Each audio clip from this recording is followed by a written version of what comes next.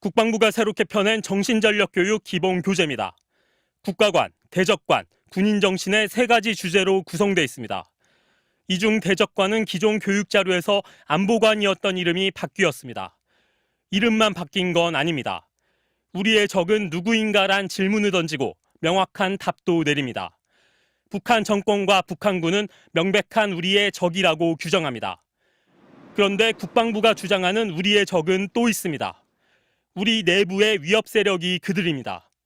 그럼 이들은 누굴까? 대한민국 정통성과 자유민주주의 체제를 부정하는 이들로 북한을 이롭게 하고 대한민국의 안보와 이익을 위협하는 세력입니다. 이들뿐만이 아닙니다.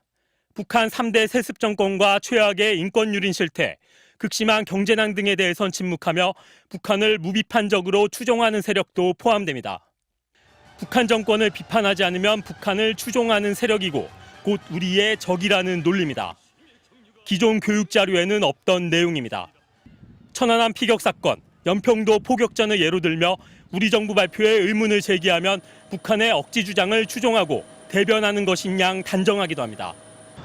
국군의 존재 목적은 외부 세력으로부터 대한민국의 자유, 평화, 번영을 강력한 힘으로 지키는 것이란 국방부 스스로의 규정과 모순됩니다. 반면 올 들어 반국가 세력의 위험성을 잇따라 강조했던 윤석열 대통령의 언급과 맥이 닿아 있습니다.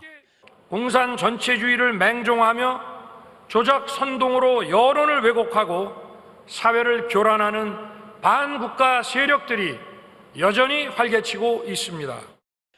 이번에 발간된 교재는 앞으로 5년간 장병들의 정신교육 자료로 사용될 예정인데 제작 당시에도 수위가 높아 논란이 됐으며 그나마 최종 수위를 낮춰 발간한 것으로 전해졌습니다. MBC 뉴스 이덕영입니다. 국방부 정신전력교육 기본교재는 해방 후 대한민국 정부 수립 과정과 6.25 전쟁 관련 내용도 상세히 담겨 있습니다. 그런데 유독 이승만 전 대통령의 이름이 15차례에 걸쳐 등장합니다. 역대 전직 대통령 중 이름이 나오는 건 이승만 전 대통령이 유일합니다. 현직인 윤석열 대통령조차 단 2차례만 등장하는데 그나마 사진자료 설명이나 윤석열 정부란 표현을 위해 나옵니다. 교재에는 아예 이승만 전 대통령을 소개하는 별도의 단락이 따로 있을 정도입니다. 내용은 찬양 일변도입니다.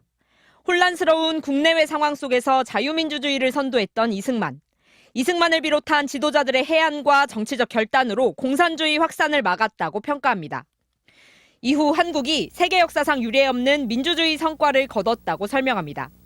부정선거를 저지르다 4.19 혁명으로 쫓겨나며 민주주의 역사에 오점을 남긴 과오는 전혀 언급하지 않습니다.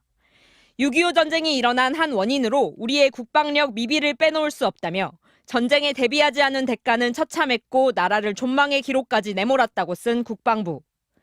하지만 당시 절대 권력자였던 이승만 전 대통령의 책임에 대해선 단 한마디의 언급도 없습니다. 뉴라이트 역사관을 그대로 가져다 쓴 겁니다. 공과 가가 엄연히 존재하는 이승만 전 대통령에 대해 일방적으로 업적만 강조하는 것은 장병들에게 편향되고 왜곡된 역사관을 심어주는 의도가. 한편 보훈부는 이승만 전 대통령을 사상 처음으로 내년 1월 이달의 독립운동가로 선정했습니다. MBC 뉴스 신수아입니다.